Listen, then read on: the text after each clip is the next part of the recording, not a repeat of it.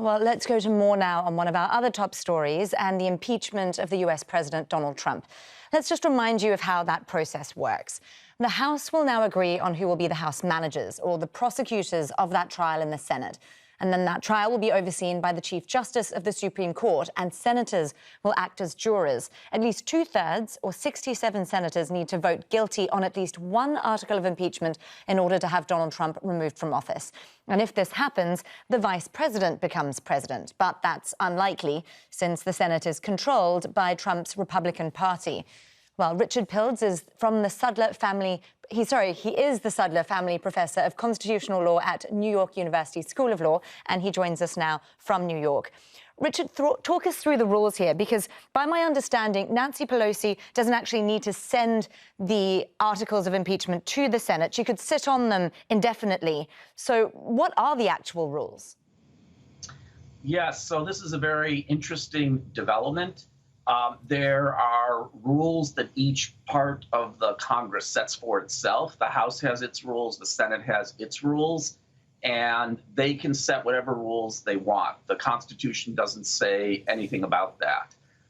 Typically, in impeachment, although we've had very few, but when the House impeaches, it immediately sends over the articles of impeachment to the Senate, which then begins the trial process.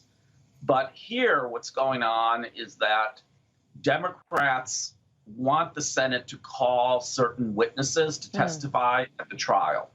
And the Senate Republican leader does not want to call witnesses. So Nancy Pelosi is trying to exercise some leverage over that process by saying, I'm not going to send you the articles of impeachment until I'm convinced you are prepared to hold a fair trial, which in her view means calling certain key witnesses, many of whom are top-level advisors to the president who have firsthand knowledge of these issues. I understand that Mitch McConnell and Chuck Schumer are supposed to sit down and try to hash out some of these rules within the coming week. How long could Pelosi potentially hold out here? Well, we are in uncharted territory. So there's no precedent for this. There are no rules here. So I think in theory she could hold out as long as she feels it's necessary to try to get the Senate to agree on ground rules that the Democrats are willing to endorse. Now, there will be political calculations, of course, and how that constrains when she sends the articles over. It's impossible to say at the moment, but she has control of the process and the timing for the moment. Well, Mitch McConnell has said that he's going to work in coordination with the White House in order to try to protect the president. Is this how a Senate trial is actually meant to work? Is this what the Founding Fathers had in mind? I don't think so.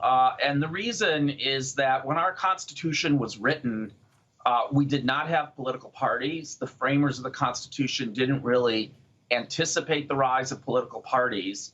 And so they thought that the House and the Senate would stand sort of independent of the president. And what's happened over time is that with the rise of political parties, the members of the president's party in the House or the Senate have a shared fate with the president. Their election prospects are very much tied to how the president of their own party is perceived to be doing. And so you get these alliances between the president and the members of the House or the Senate from his own party.